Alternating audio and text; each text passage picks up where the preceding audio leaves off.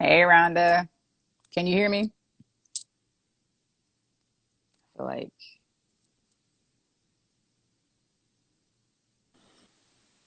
hey. Hello? Oh, I can hear you. Hey, Can how you hear are you? me? Oh, Yes. yeah, okay, good. Well, hey, how are you? Okay. Good, how are you? Good. Oh, you look so pretty. Look Good. at you. Thank you. Thank you. You too.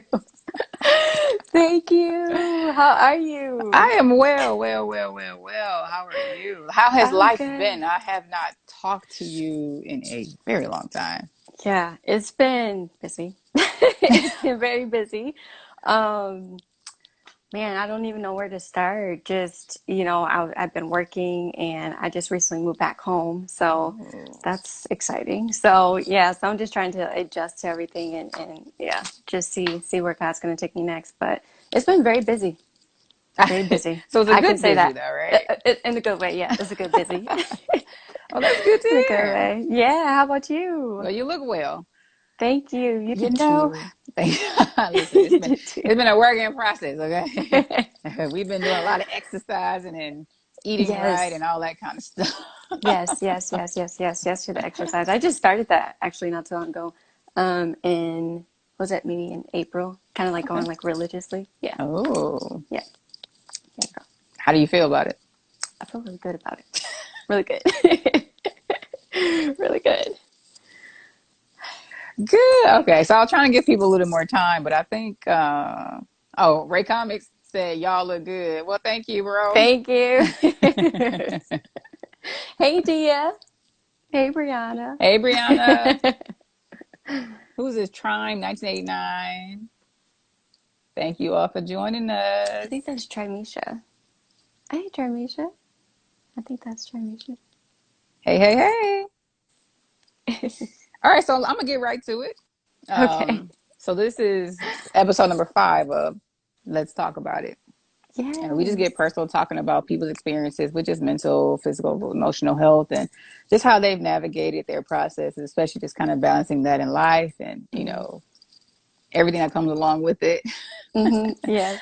So I First of all, know, go ahead, oh, I I'm was sorry. gonna say, yeah, I was gonna say congratulations to you for doing this. Like just for having this platform to give everybody that opportunity to speak on this because it's a topic that a lot of people don't talk about, and you're giving people a platform to speak. So kudos to you. Well, thank you. Thank you Yeah, very you're much. welcome. Yes, you're welcome. So we're gonna get right to it. I'm gonna start with just what are you doing right now? Like, what are you currently into? Yeah. Or what are you currently working on? Yeah. So right now, I work full time, but aside from working, um, I am, like I said, I'm very busy, but I'm currently writing a book right now to kind of like help people in this process of overcoming mental health and like overcoming depression and anxiety. It's a book. It's a book about like declarations and declaring things over your life, and just it's more than affirmations. Like this book is a book of declaration, scriptural declaration. So you're speaking the word over your life because I believe that life and death is truly in the power of the tongue, and we need to know the truth about who we are and whose we are. And so, this book, I'm hoping, I'm praying that it would be, a catalyst for other people to understand the truth about themselves and declare that over themselves. And so, I'm currently working on that. And aside from that, I do lead a Christian women's organization called Thrive Collective. It's a book Okay. club, and it's comprised of women in the Flint area, actually all over the United States, and we have two individuals in Canada. So we meet and we read a book every 6 weeks, and we deep dive into these books, and they're on a lot of different themes. Like we learned about prayer, we talked about faith. We just recently finished boundaries, Ooh. so that's a big one. That's a big one. Ooh. And yeah, that book really came for a lot of us, and like what they say, snatching your edges off and Edges. stuff. Yeah, so we've gotten to that book, and it was like just crazy in the sense of like not understanding that having a healthy life, having just being mentally well, boundaries are like the foundation of everything. And if you grow up, they say in the book that if you experience trauma as a child, or if you have just like abuse and things of that nature growing up, it can impede the process of you developing healthy boundaries in your life. So, that negative mental health, if it does start at a very young age and it carries over into adulthood, and you can't physically like be a healthy person and protect yourself or have control over your life because of the things that you go through in your childhood. So boundaries are like just huge, very huge. So but we learned about it, and now we're trying to incorporate that into I our was going to lives right ask now. you that. So So how has that incorporation process been for you? And I can say this because my sister literally just had a 2 hour conversation with me about how I need to be better at defining my boundaries to people. really, Now, fair enough, I gave her like a wow, whole hour worth of pushback. did Is but it? I get it. It's a process. Yeah, it's a process. It's not easy at all, especially if you haven't had healthy boundaries, right? So, in the book, we learned a lot about failure and about process. It's going to take some time. Like you're not going to have healthy boundaries overnight, and it's something that you have to be intentional about. Hmm. And you have to work on them and make sure that you have a community of people around you that's supporting you in creating those boundaries and practicing those boundaries with those individuals. And so they talked a lot about having that safe community, like a small group or a group of friends that you can practice with, run through these boundaries with. And once you kind of get, perfection on that level, or, not even perfection, but like once you get confident, establishing those boundaries with those individuals, then you can go and, with the big dogs, and go out there, at work, or, individuals in your life and relationships, just, so many different areas. But I think this is just me personally. You know, the book talks about boundaries in like different aspects of your lives, like Hmm. work, relationships, marriage, spouse, whatever. But there's one chapter that talked about boundaries in yourself. Hmm. And I feel like that's number one. So before you start making boundaries in your job or at your in your relationships, like you need to start with you first. So what does that mean? Explain like how do you create boundaries for yourself? What's that like? I decide to wake up on time and go sleep on time. Like, Yeah, time could be a boundary for yourself. So if you know that you're not a good steward of your time, because if you don't keep your time commitments to yourself, like you won't keep it to other people. fair enough. Right. So it's like, okay, if I say I'm going to go to, it can be something as simple as, if you, let's say on a Saturday, you have to go to a brunch and you have to go to an open house after. You can say, hey, I'm going to go to this brunch for 2 hours and then leave this brunch and then go to so and so's open house for another 2 hours and then go home and do, my laundry. A person who doesn't have boundaries, they go to the brunch, they talk and talk and talk, and they're like, it's okay. I can, leave this brunch, 30 minutes later, then I'm gonna go to this open house. And they get to the open house and they stay a little bit longer than anticipated. And then all of a sudden they look at their clock and it's, let's say, 8 o'clock at night, and you were supposed to do your laundry and let's say you're writing a book, write towards your book, but then you look and you're like, man, I don't even have time to, get to this book. I just got time to go get a shower and do, like, you don't keep the commitments to yourself. And then who gets the short end of the stick at the end of the day is Hmm. you, Yeah. because you're not keeping your own time commitments, and you're basically not doing the things that you said that you ultimately wanted to do. I don't Oh, know. Does well. that Yes, okay? it does. Like, Yes, it okay, does. okay, yeah. So, and I know, because that's something that I'm working on. So, Okay. yeah, yeah. So I'm saying, like, yeah. Go ahead. Sorry. is it easier for you to like so like for me, I feel like boundaries, historically speaking, boundaries have been easier for me to maintain when it came to outside people, like Mm-hmm. distant associates, like those loose friends or did I say loose friends? I mean people that aren't that close. And, Associates. work and things like that. And Yeah. then with family, it was actually more challenging for me because I feel like I was supposed to do this because they were family. Mm-hmm. You know what Yeah. I mean? Yeah. Yeah. So do you find that it's easier to maintain boundaries in with certain groups than others? Yeah, yeah. No, I agree with that because, like you said, with your family, you think, okay, I'm supposed to be, this giver or this, listening ear, and it's great. And I think that, like, we are supposed to be those things to those individuals, but in a way where you still have to make sure that you're okay, you protect your time, your space, while trying to be there for somebody. Um, I think it is difficult because you deal with like the guilt, right? Right. If you're not there for those individuals, then you start to feel bad, or you start to feel as though, um, you know, you didn't, what's the word I'm looking for? Pretty much like, I guess I'm like losing my train of thought here, but it's pretty much that guilt that you feel with close family members. But at the end of the day, you have to understand that, you have to outweigh your yeses and your nos to no matter who it is. And, your no is,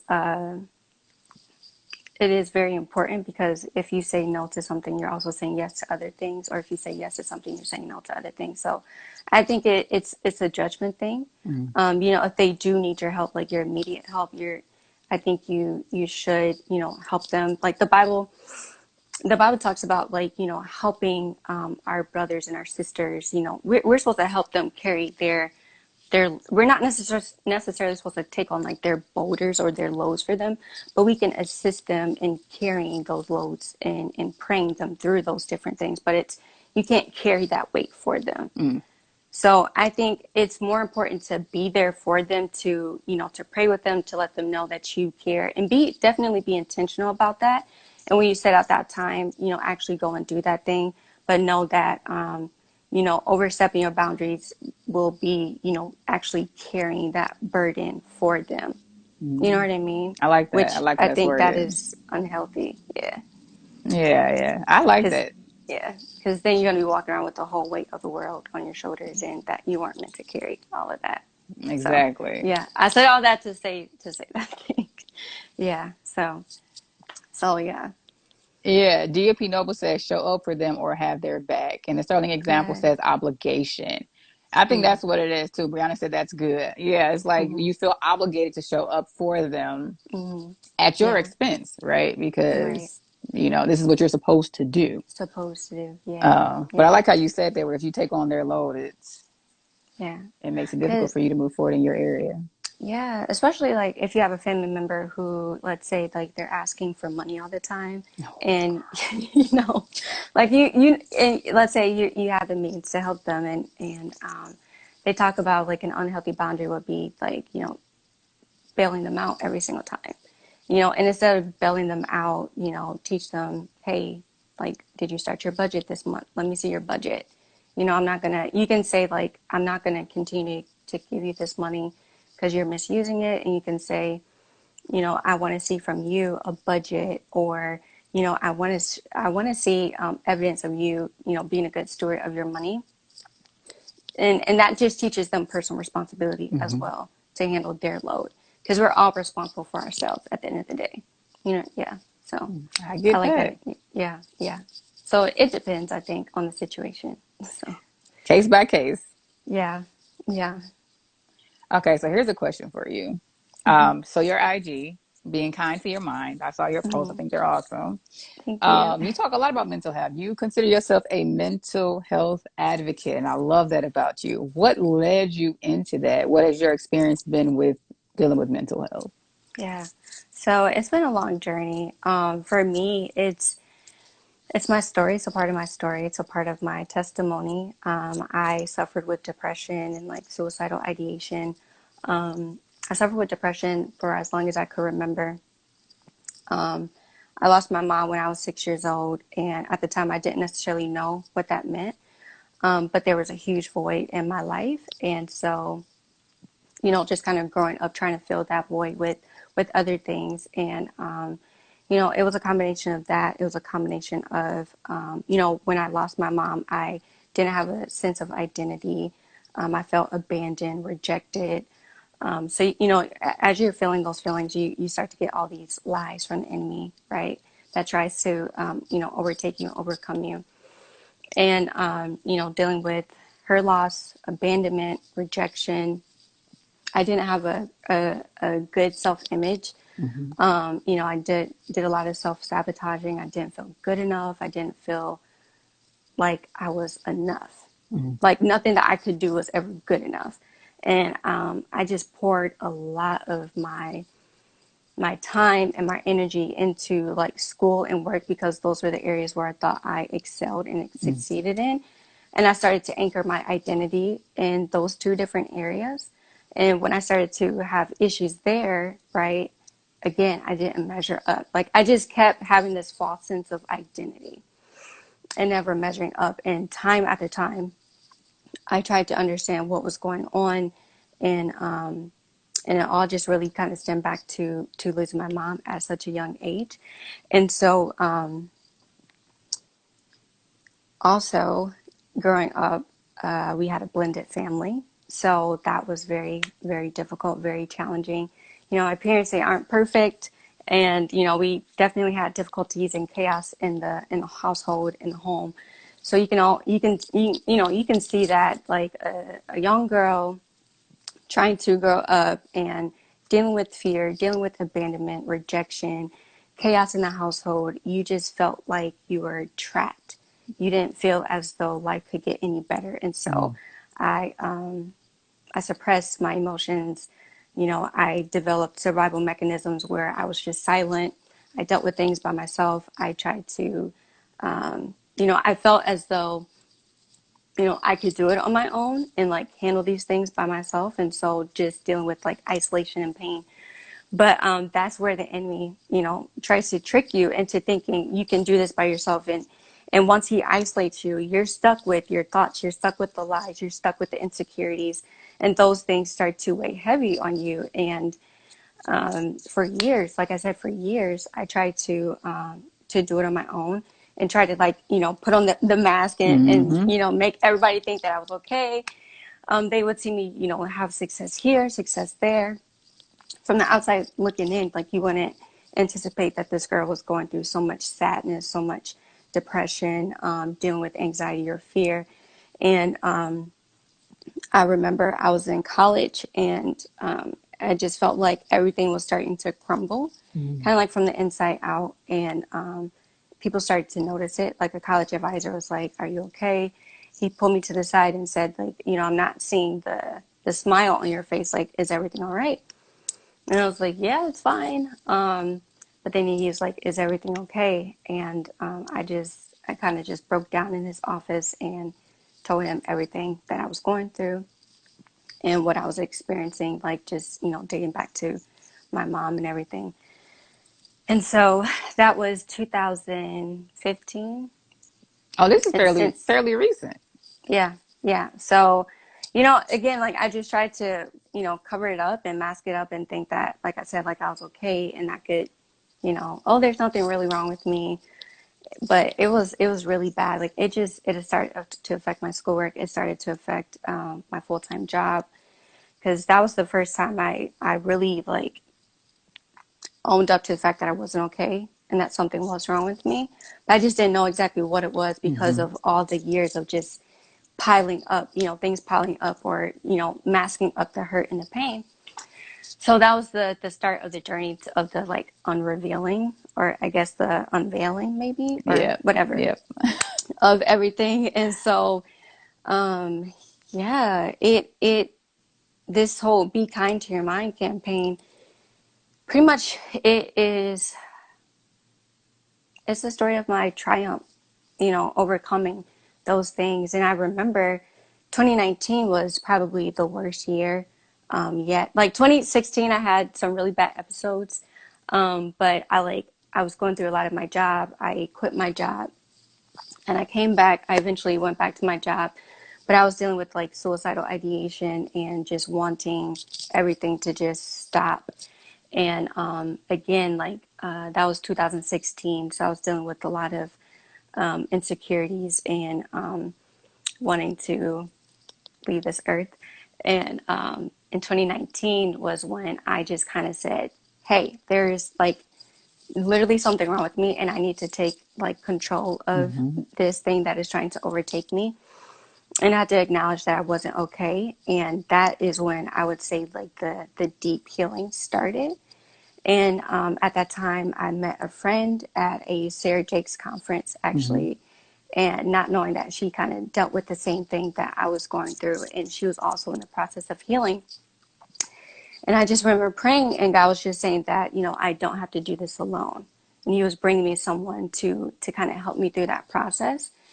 And girl, just crying, you know, letting it all out. And the one powerful thing that I learned, you know, just kind of growing and healing was that I had to be honest. Like, Mm. you know, authenticity breeds, like, I think wholeness and healing, like at the core of everything. You have to be so honest with yourself and be honest with what hurt you. Why did it hurt you? How did it hurt you?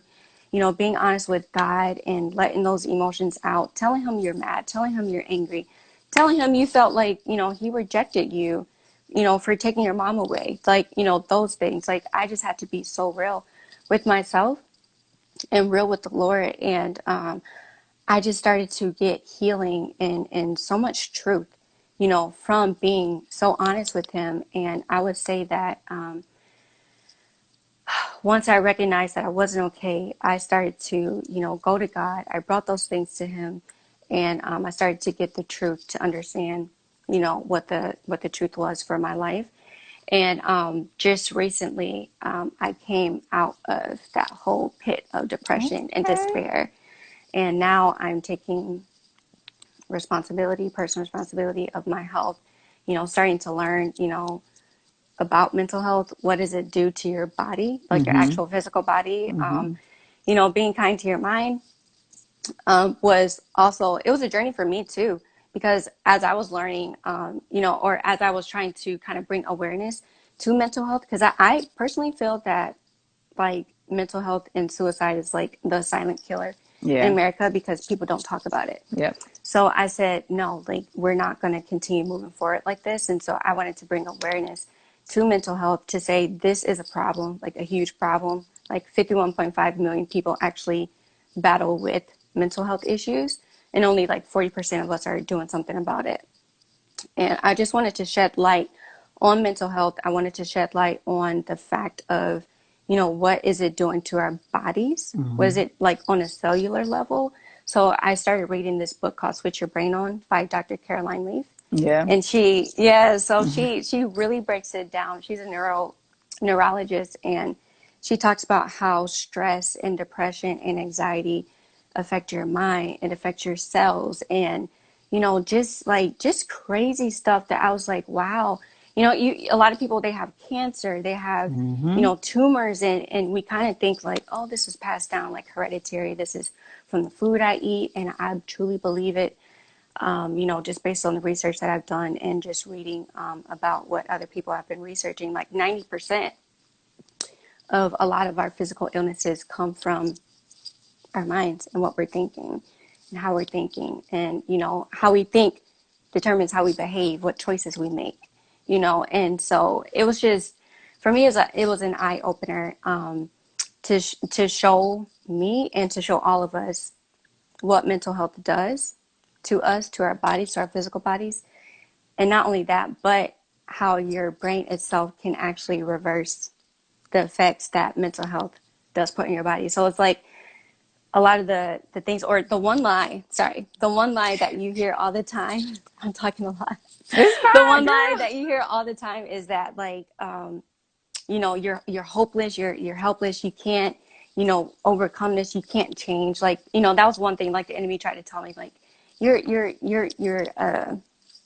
useless, like you're so hopeless. You tried to do this over and over and over Mm-hmm. again, and nothing's changing for you, nothing's working for you. And I think the biggest one is like you can't change. But through, you know, research and through knowing more about my brain, there's this thing called neuroplasticity, where Mm-hmm. it's like your brain has the ability to correct itself. Mm-hmm. So it's like, you know, we have to kind of be intentional about healing. We have to be intentional about becoming whole and becoming free in our mind, and knowing that it is possible to truly heal. It is possible to not take medication for depression or anxiety, and know that it's literally lies. They even teach that it's a chemical imbalance in your brain. I personally don't believe that, because I believe it's just your thought patterns, and like just the negative thought patterns, and how negative thought patterns change your neural pathways in your mind Mm. and the structures of your mind. All of that. So there's just a lot about mental health, and that was the whole purpose of the Be Kind to Your Mind, to bring awareness, to let people know this is a real problem. Not only is it a real problem, but there's hope for people who are dealing with this problem. You can change. And I also gave practical tips on how you can do so. And not only that, but I also, the best part about it was that, because I'm a Christian, so I'm going to always, display my faith no matter where I go. But I saw that the scriptures, like science is catching up to the scriptures, and like the word of God is true. And there's a scripture in Proverbs, I think it's Proverbs 18:23, but it talks about as a man thinketh, so is he, Mm-hmm. and so it's like with this whole be kind to your mind, with the research that I got, the data that I got, I also backed up those facts with scripture to say like it's true. Like, science is proving these things out, but also the word of God that has been, standing since the beginning of time has also, proven these things out as well. And I did that because of my profession. I'm an engineer, and I get a lot of people at work, ask me questions about my faith, and a lot of people don't believe in God, and it's a very, I don't know, taboo Topic in the topic. workplace. Yeah. Yeah. So I really like just wanted to bring, merge the two, faith in scripture and science, to say this is real, the scriptures are real, God is real, and there's hope. So that was the I guess the meaning behind the campaign. So it's a part of my journey, like this healing journey that I'm on. So I just wanted to give everybody a taste of that journey as well. I appreciate that, because that whole change of perspective, girl. Whew, let me tell Yeah. you, that hit on some nerves with me. I said, okay, I guess I better Yes. work on this. But no, that I definitely believe that our body responds to our thoughts. I believe Yeah. that that what we release to the atmosphere has some kind of action or reaction or response. And I Yeah. believe that our bodies were designed to heal itself. And I believe that what Yes. we feed our bodies, basically what we Yeah. think, how we process information, I believe that affects how we heal or not heal, right? I Yeah. believe that I can think those things, right? Think on Yeah. positive things, and it affect. I'll Yes. have positive outcomes when it comes to my vessel. But I also Yes. believe if I continue to focus on negative things, I'll have negative responses in my vessel. Yes. So Yes. I definitely feel you on that. But Yes. question for you: so when Yes. you were going through this process, because I mean, I know you have, I know your family, so I know you have lots of siblings. Yeah. Like, did anybody know? Like, was anyone aware of your experience? Like, I know for me, my mom knew. I mean, she may not have Okay. always said something, but my mom is my mom. I don't know, something about the little mama intuition, spidey She senses, just whatever it knew. is, she knew. She knew. So I was just Yeah. like, did anyone know? Did anyone have a sense that there was something going on with you? Or did they ever try to say something to you and you just kind of lied to them? Because I can tell you I lied. People asked me if I was depressed. I said no. So, and I knew, I finally got to the point where I knew what the problem was. I just didn't Yeah. want to admit it. Yeah. Yeah. So no, they didn't know. Wow. They didn't know. So, like I said, I just kept a lot of stuff to myself, especially when I was healing. I will say like my sister Brianna probably knew more than anybody, because I would, often come and talk to her, about things that I would like deal with. So, I'll just say like, hey, I'm not feeling too well, or I'm struggling with this or struggling with that. But she didn't know the depths, Mm-hmm. of what I was actually dealing with. Nobody really truly knew the depth of it, because in my family, I don't know, like I'm the one that's like always there for everybody. So like I'm Mm-hmm. watching everybody's kids, and I love to do it. So this is just who I naturally am. I'm like, Mm-hmm. I'm just a giver, and I just love to be there. And so, I'm always with the kids, watching the kids. I like to have a good time, and just, I just have like that. I don't know. I just always have a smile on my face, and so like you would never suspect anything Mm-hmm. ever from me. That I would go through that, or that I would be going through something as dark as that. Like for me, it was so bad that like, I just enjoyed sitting in the dark and just, you know what I Being mean? by Like you yourself. probably being by Yep. myself with my thoughts, like it was so unhealthy. But it was so true.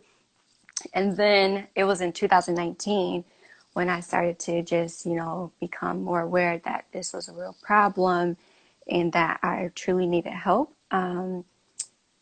After kind of confessing it to my friend and being okay with not being okay, Mm-hmm. I was on a FaceTime with my siblings and I was talking to them and I kind of like slid it in there, subliminally. Mm-hmm. And I was just like telling them like, hey, like I was struggling with this, a few weeks ago and like I didn't want to be here. I said that. I was like, I Oh, didn't want to be here. wow. And it kind of like went past their head and they're just like, and my brother was like, what? Like, what'd you just say?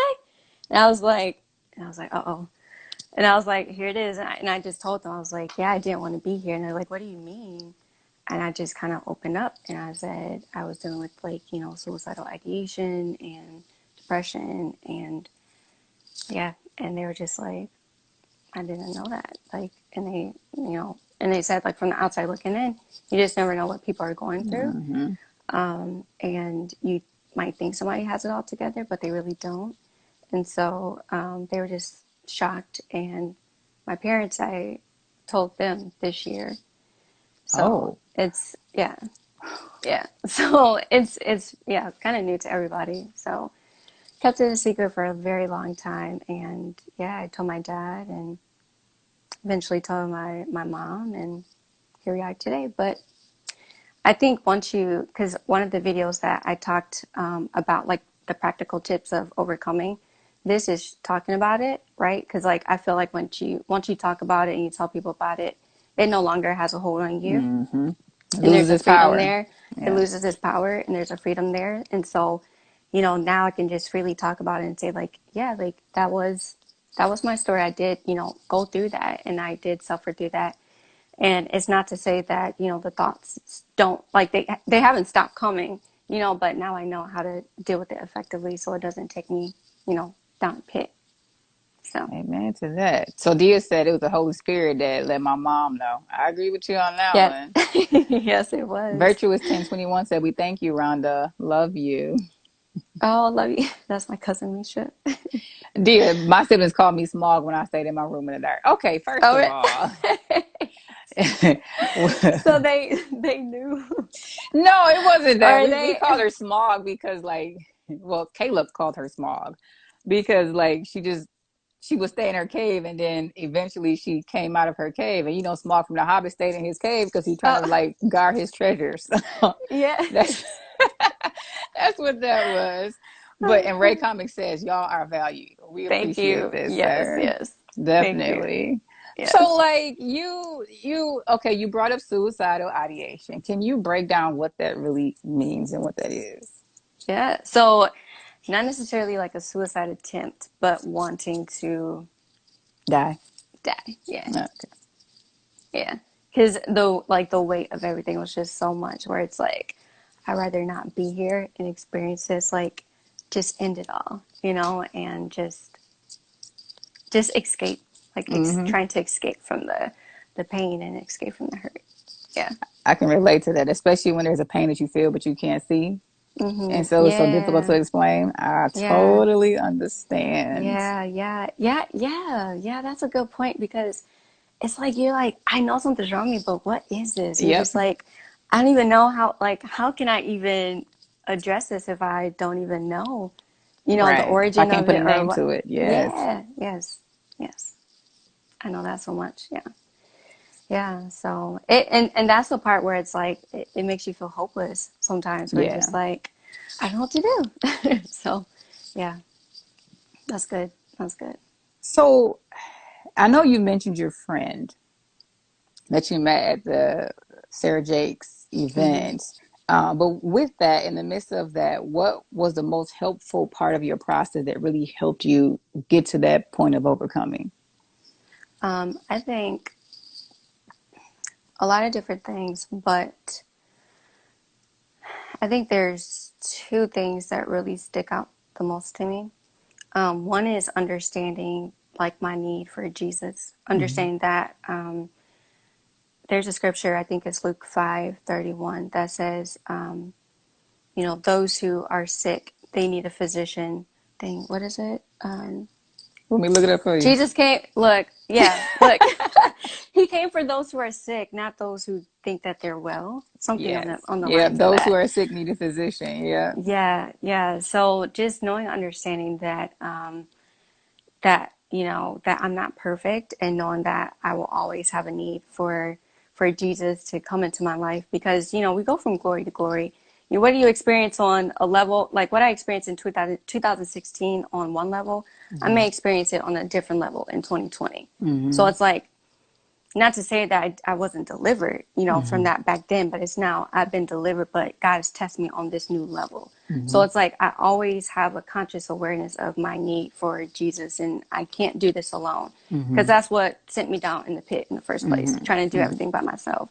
So understanding my need, that revolutionized my life. And then I think the second thing is choosing, like the power to choose, like the power to choose the truth.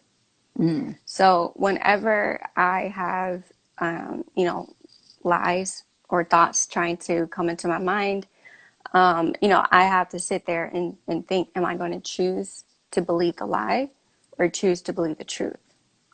And so knowing that, at the end of the day, what we deal with there just lies from the enemy. So anybody watching, if you're dealing with like depression or anxiety, is a tactic of the enemy. He's the father of all lies. His nature is to steal, kill, and to destroy. And so, in that moment, I have to say, this is a lie, and I choose to believe, all things are working out for my good, or I choose to believe that I am confident, or I do have a voice and I can, say these things. I am fearfully and wonderfully made. It's like I literally, and this is where this book of declarations is coming from, Mm-hmm. because they're declarations that I have to say over myself constantly, things that I had to believe for myself. One thing that my dad taught me a long time ago, he said that, how do you know what is a lie versus what is the truth? And at the time I said, I don't know. Like, what is it, Dad? Because like I didn't know. And he's like, you have to know the truth. Like, you have to know what is true to decipher the lie. And so I was like, wow, okay. And what I found that, whenever I'm dealing with those moments where I feel like, you know, I feel like the thoughts of like those lingering thoughts of depression trying to overtake me, I have to stop and say, what is truth? Mm-hmm. What does God say Mm-hmm. about me? What does the word say who I am? In Isaiah it says, "O ye Jacob, I have chosen you, I have formed you." It's like you have to remind yourself who you are, whose you are.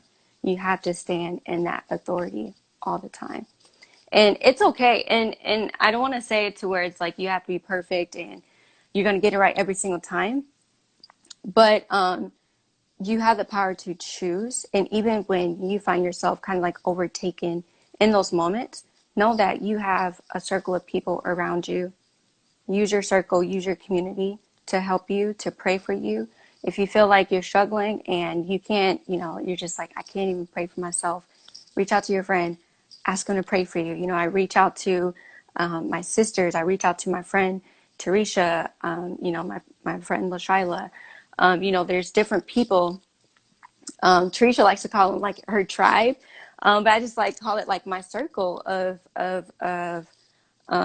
just like my circle, my community, like somebody who can get a prayer through, because I Mm-hmm. can't, do it on my own.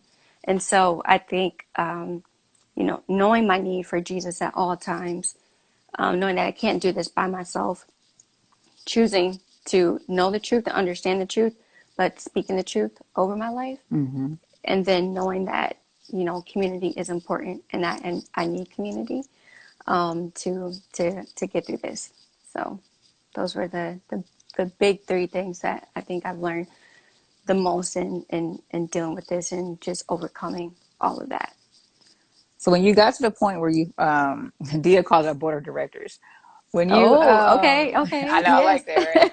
When you got to the point where you finally shared the information with your friend and with your family, was it easier to ask for help after that?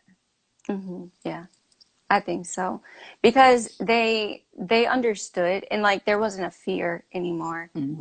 reaching out to them. So it's like that fear was gone, and now it's like I can openly just, talk to them and ask for help. And it does depend on the person, because like with my parents, I'm still, kind of, Hmm. I guess right now we have a lot of conversations about mental health. They're starting Yeah. to understand it. They old school, is that they old school? Okay, I can relate to you on A that little one. old school, a little traditional. But I think with my story, they're saying, that this is a real thing and it's affecting a lot of different people, and they're understanding the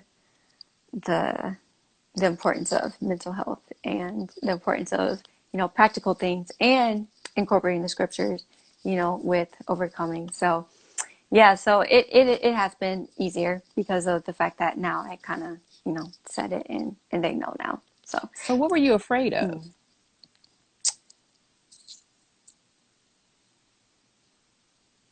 I think the most was when I mentioned earlier, kind of like I built this like reputation based on like, my identity was built on like my accomplishments Hmm. and school and this person who I was to the world. So for me, I was afraid of my reputation or people's perspective of me being tarnished, Mm. my self image, my self image, sorry, being tarnished or destroyed. Yeah, but it's okay because I think now I'm just learning that, this is a part of who I am. This is my story, and it's what, makes me beautiful, and it gives me depth to my life, and it allows me to relate to people. And it was something that was meant to destroy me, but now God is using it to help other people. Hmm. And yeah, it's just a powerful story. I think now I can kind of use it you know for God and to my advantage. And now my identity is not based in who I am and like my self image. It's based in what God says about me. So regardless of what people say, depending on what they think about me, as I talk about these things in front of people, I know who I am now at the end of the day. So All right. So how do you feel now? Like you've come to this part where you've elevated in your healing process. yeah. Especially, and now I'm not trying to say like comparing you to how you felt, 5 years ago, but just now, how do you feel now with the progress that you've made? Um, I feel grounded. I feel grounded. I don't feel um I don't feel like my life is on shaky ground anymore. Mm-hmm. It was very like the foundation. I had a very rocky foundation, like starting out, and there was a lot of different things that like I was just so afraid to do. But now that I'm on the other side of things, like I just feel so grounded, so rooted in who I am. I feel, you know, that a lot of things can't sway me. Mm-hmm. It can't move me. I now understand the enemy and how he works and like his tactics. And so I'm more aware and I just feel more grounded and more peaceful, like, and more in control of my Mm-hmm. life. Yeah. 'Cause that was one of the things that the enemy tried to use against me as well, is that I didn't have the ability to like have control over my life. If that, like, this is Mm-hmm. something that I'm actually like learning right now, and I can't even put words to it at this point in time because I'm still actually kind of going through that process. But trusting myself enough to know that I can handle Rhonda. Mm-hmm. Rhonda can handle Rhonda. She doesn't have to go to every other person to get advice, to seek help, or to have them dictate my life. And there's a time and a place. Like, I believe, you have to seek wise counsel for certain Mm-hmm. things, but now it's not done in an unhealthy fashion, to where it's like, I need this person to, control my life and make sure I do this and make sure I do that. No, like, I got it. I'm good. I can trust myself to do it, and I know that I'm capable of doing it. So, So did this affect your relationships? like, what kind of I relationships? Just mean, like just friendships in general? all relationships, any Yeah. relationship. Yeah. Yes. Like, did it affect how you Yeah. approach your relationship or how you presented yourself in the relationship? Yeah. Yeah. So, like, especially early on, with my identity being rooted in, not God and not in who I am, and who God told me I was, like, I didn't bring my full self to the relationship. I always brought the best version of myself to the relationship. And I was afraid of showing myself or giving of myself, right, to that Mm. individual. Um, and what I mean by giving of myself is just like showing them like the inner parts of me, like as far as like, the different layers of who we are, and not being afraid to, or I was afraid to just, I don't know, just to be me, because I didn't know if they were going to like me. But now it's like, now that I know who I am, I feel like, right now it is what it is. This is who she is. This is who I am. You see what you get, and if you don't like it, you just go to the next person. We can keep it moving. But, I just truly believe, if people are meant to be in your life, they'll stay there. And Yeah. if they're not, they'll, you know, they won't. And it's okay. It doesn't mean that you're a bad person or they were bad people. It's just they weren't meant to go with you Hmm. where you're going. And I think that's one thing that I'm learning about this, is that not everybody can go with me where I'm going. And I have to be okay with that. I have to be okay with like losing relationships. But knowing that Hmm. it's not me, it's not them, it's just, as far as when it comes to purpose, you have to be okay with losing things and losing people. But know that those who are here to stay, they'll stay. And those who are for you will always be for you. You will never have to question that. So it definitely affected my relationships and how I interacted with people. Like I said earlier, because I gave them my best version of myself, but now I am free to be me. So, yeah. We love to see it. Golden Boy Wally said this self-confidence looks great on you. I Thank agree. thank you, Yeah. Rahel. 5KT said currently on that same path. Yes, Kaylin. Wow. Yes, Kaylin. Yes. So it's a process, though. It is a process. It's a process, and I think we have to be okay with the process and not beat ourselves up about it. I just turned 28 on Friday, and That's right. Happy birthday. thank you, thank you, thank you so much. Like, it's funny because you think, as you're, when you're younger, you have this timeline for yourself. You're like, Hmm. oh, by this age, I'm gonna do this. By this age, I'm gonna be married, and blah blah blah. But now I'm so good on the fact of like, I just want to be whole. Yep. Like, I want to be a whole individual before I get entangled, or, you know, you know what I mean? Like, You had to just be be, entangled. we ain't trying to have no We know entanglements over here. entanglements. Nah, like, no. Like, I want them to be whole. I need me to be whole. Like, because I believe two whole people need to come together. Like, it's Yes, not broken and broken. I We agree. can't 50-50 make 100. Like, you have to be sure of yourself, whole of yourself. I'm going to be sure of myself, whole of myself. And, um, yeah, so it's like, I'm so happy that I'm working out the kinks right now Yeah. by myself. Yeah. And, when that special person does come along, I'm not carrying that extra baggage into the Yeah. relationship. And there's a sense of maturity there, and I think emotional security. And I don't have to depend on, that other individual to meet my emotional needs, because I can, meet them myself with God, Right. and those around me. So, So did you notice, I guess, I mean, I noticed this through me in my experience, but was being emotionally vulnerable a challenge in the midst of this? And if it was, how how have you navigated that now? Like that process of being that kind of it was open with comes to other people. it was scary.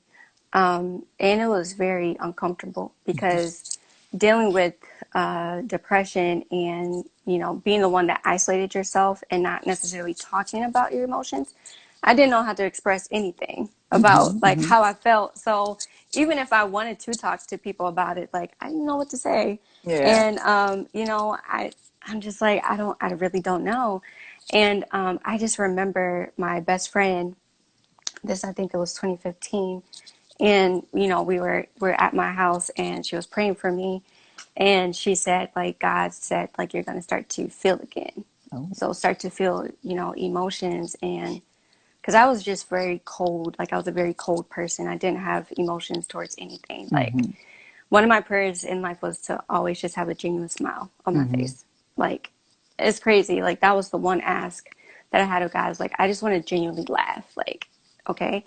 And so it was a huge thing for me. And so it was scary trying to express myself, but I practiced it with my best friend. Hmm. And like, just over time, like it wasn't a lot of people, but like with her and then my sister, the girl I met at the conference, just kind of like processing things with them, Hmm.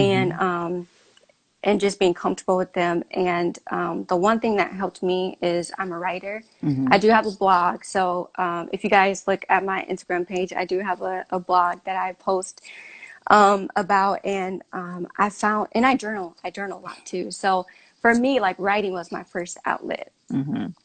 I would talk to like my friends and everything, but to truly express how I felt, I could only do it through writing. Like it was just my way of speaking. And so, there's tons of blogs about that process, about my healing journey. And a lot of the messages, they're for other people, but they were like my stories, Hmm. for me. And a lot of people probably don't even know that. But I think when I started the blog and I started writing, that was like my way of kind of putting those emotions and those feelings out to the world, Hmm. and being okay with that. And yeah, I think from that place, it just kind of built to, here we are now. Because I think even last year, the Holy Spirit, started to tell me to, to speak about it more, Hmm. which is terrifying. So I'm with that's you been though. I'm terrifying. with Yeah. you. But here we are. And you're doing a great job. Look at you. Thank you. Thank you. So yeah. Yeah. Brianna Brown. Hey, Brianna. She said a healed mother heals a whole generation. Ooh, Yes. amen. Yeah, that was a good Come one. on. I might quote you on that later on. I know. That'll preach. That'll preach. So we're down to the bottom of the Whew. hour. What do Yeah. you have advice, recommendations, suggestions from your experience from people who may be dealing with the same thing? Yeah. Aside from what you already said.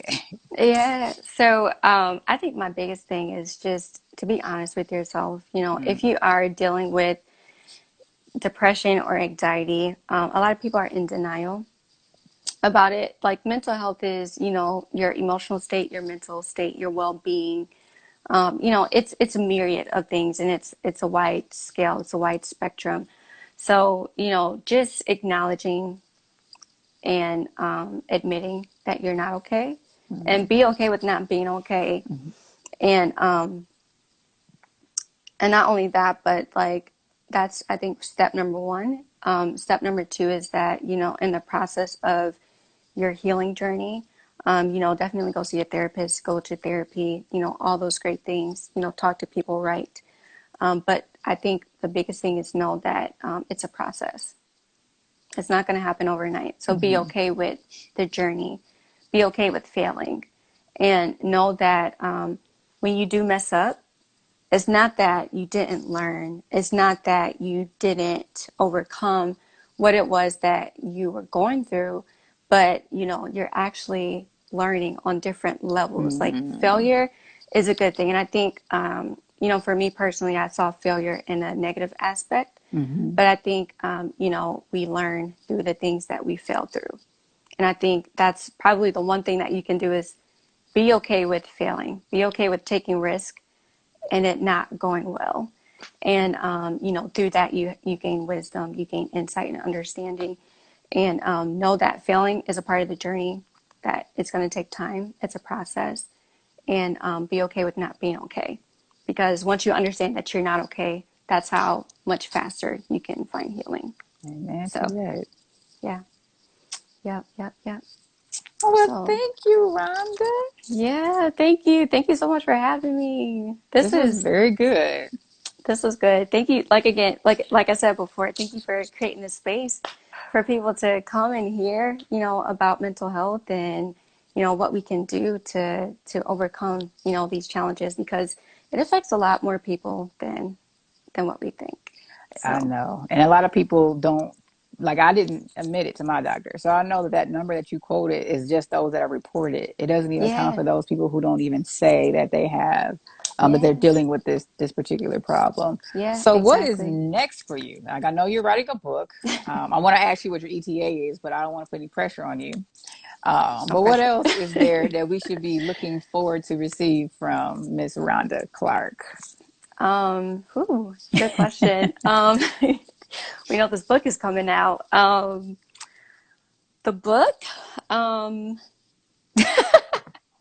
No pressure. You can just say to be determined. It's okay.